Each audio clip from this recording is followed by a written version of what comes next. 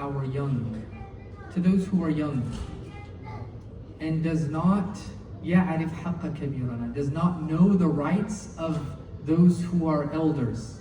And there are many reports. One is yuwaqqir, which is one who does not respect their elders. Then what does the Prophet ﷺ say? فَلَيْسَ مِنَّا, they're not from us. They're not following the Sunnah of the Messenger ﷺ. And whoever wants to be in Jannah wants to be with the Prophet ﷺ. So a few things to mention. Number one is, it's interesting that the Prophet ﷺ begins with rahmah to the saghir, because we are the role models to the young. In Morocco, they say that the child is like dough. You can shape them as you want. And how many parents will maybe complain about their kids who are now older, but maybe they didn't put in the effort, or they didn't follow the Sunnah in showing them mercy, in guiding them in a gentle way. So the Prophet ﷺ begins by saying, we are the example to the young, we need to show them mercy. The Prophet ﷺ was the most merciful to children. All of the kids loved him. He would give them sweets. He would smile. He would play with them. He would let them race and come to him, ﷺ. Imagine being the leader, having all the responsibilities in the world.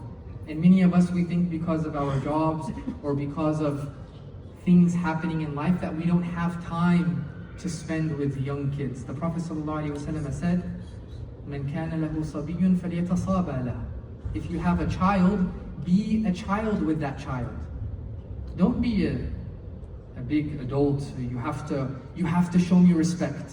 Even though the Prophet ﷺ is talking to the young, saying you need to respect your elders, and we'll talk about that. But the Prophet ﷺ, he was beloved to all the children. One of the most amazing reports, it's in the books of Seerah, Anas ibn Malik, who was a young child. We know he served the Prophet ﷺ for 10 years. He said, I was the one who served the Prophet, but he served me more than I ever served him. The Prophet ﷺ served a young boy more than he in his role was to serve the Prophet ﷺ. That's our example. And so we have kids, mashallah. I was just talking to Imam Shibli the other day. I was mentioning to him, my daughter was here playing after Maghrib. Everyone left and she was running around there in the back. And he told me, I hope he doesn't mind I share this. He told me that the masjid should be the center of everyone's life. Children, maybe they accidentally break something. Maybe they need to go to the bathroom. Maybe they're hungry and they have to drink some milk or eat something. These are memories, and we're connecting their hearts to a place and making it beloved to them. That's the only way. I think he mentioned, if I'm not mistaken, that if the masajid, if you can't hear the sounds of kids, then you might as well lock up. Because we see, and I was talking about this in a dars yesterday, how some of the churches are closing, right? And I see this in other states, I don't know about here, but we don't want that to happen to our masajid. And how can you keep young people connected to the masjid if we're not merciful to them? Opening the doors. Don't make things difficult. Of course we have boundaries of respect and hurmah, but then let's move on. The Prophet ﷺ said, وَيَعْرِفْ حَقَّ كَبِيرَنَا أَوْ لَا يُوَقِّرْ كَبِيرَنَا. Respecting our elders is from the deen. We all know this. But why? Well, number one, because the Prophet ﷺ told us, whether we understand or not. But our elders, they have wisdom, they have experience, and they likely have much more reward. They've worshipped Allah much longer. One of the ulama, he said, always see yourself as less than the other. Because if they're younger than you, know that they have less sins than you. And look at those who are older than you, see them as better than you because they've lived longer and they've done more good than you.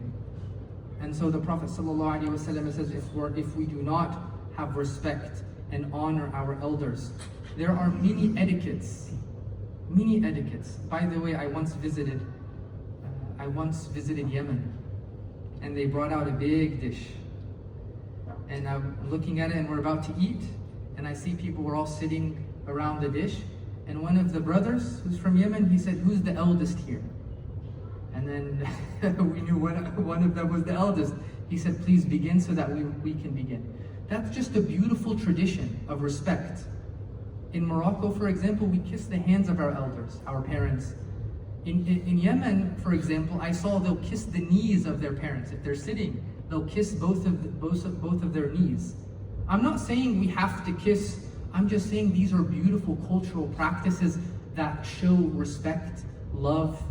I've told you, I think before, it's from the tradition, and we're taught by our teachers, never walk in front of your elders, right?